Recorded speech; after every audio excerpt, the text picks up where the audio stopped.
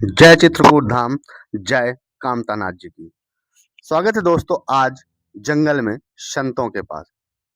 आज हम आपको दिखा रहे हैं कि आज हम जा रहे हैं संतों के पास। संतों के लिए एक उपहार आया है जो लेके आए हैं मट्ठा वाली मशीन, यानी दही निकालने वाली, छाछ निकालने वाली मशीन। जो भक्त दूर दराज से आते हैं, संतों के पास मशीन खराब हो गई थी, उसको मंगवाया गया था और संतों को समर्पित कर दिया गया। चूंकि मौसम इतना ही खराब है और बरसात का सीजन है तो काफी विलंब हो गई, लेकिन सेवा करना है तो पहुंचना जरूरी था। तो संतों के पास पहुंच करके यह मशीन उनको समर्पित की गई। लेकिन इसके पहले खोल के देखा गया कि ये सही है या नहीं।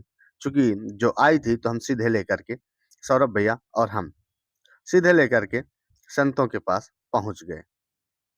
संतों की ये मशीन है, इसी से हम सब, आप सभी भक्तों को वो मक्खन बना करके पिलाते हैं। इसके बाद दिखाएंगे आपको संत भगवान का मंदिर। यह वह उस कुटिया में भगवान रामचंद्र जी, राधा रानी, कृष्ण जी विराजमान है, जिसकी संत भगवान करते हैं पूजा, और यह है उनकी कुटिया।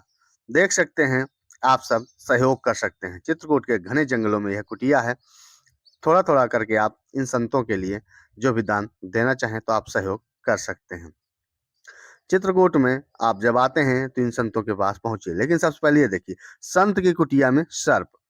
सर्प इस तरह से संतों की कुटिया में घूमते रहते हैं। जब हम पहुंचे तो हम तो डर ही गए थे और हमें बहुत डर लग रहा था कि आखिरकार ऐसे संत कैसे रह लेते हैं।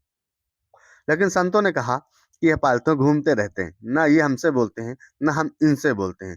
इनका काम है जो ये करते हैं, हमारा काम है जो हम करते हैं। संत का काम ही होता है किसी को न मारना न कूटना, प्रेम पूर्वक उसको बोल देना कि जाओ जाओ जाओ।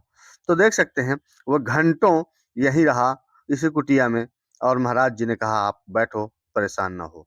हम डरते रहे लेकिन हम काफी देर तक बैठे रहे और इस सांप का तमाशा देखते रहे। इसके बाद संत जी ने बनाया टिक्कट प्रसादी। उन्होंने कहा मुझे प्रतीत हो गया था आप आए थे, आपको आना था, इसलिए मैंने ज्यादा भोजन बना लिया था। लेकिन जब उन्होंने रोटी बनाना शुरू किया टिक्कर, तो हमें लगा इतने में क्या होगा। इतने में संत भगवान, हम दो लोग और एक दो संत भगवान और थे, तो कैसे हम भोजन कर लेंगे। लेकिन देखते देखते ऐसा चमत्कार हुआ कि हम सन्न रह गए। इसी भोजन में हमने तीनों ने प्रसाद पाया और एक दो संत ने और भी प्रसाद पा लिया। समझ भी नहीं आया कि ये संत का चमत्कार है, हमको दिखाना क्या चाहते थे। जंगल में कई घंटों तपस्या करते हैं और इन्हीं के साथ सांप बिच्छू भी रहते हैं।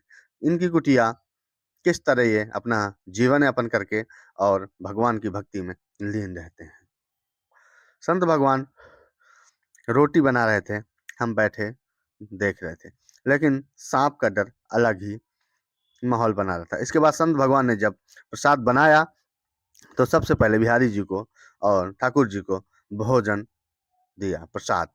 प्रसाद का भोग लगाया उन्होंने, उसके बाद उन्होंने हमें दिया और स्वयं भोजन किया। चित्रकूट के ऐसे संतों के, दुर्लभ संतों के दर्शन करने के लिए आप हमसे संपर्क करिए और संत सेवा में जो हो सके आप सहयोग करिए, क्योंकि संतों की सेवा और आशीर्वाद से आप कितनी उन्नति करोगे यह कोई नहीं जानता है। इसके बाद संत भगवान ने प्रसाद करने के बाद इन्होंने जो थोड़ा बहुत बचा था उसको और बनाया। कहते हैं थोड़ा बहुत पहले ठाकुर जी को भोग लगता है, इसके बाद बनता है।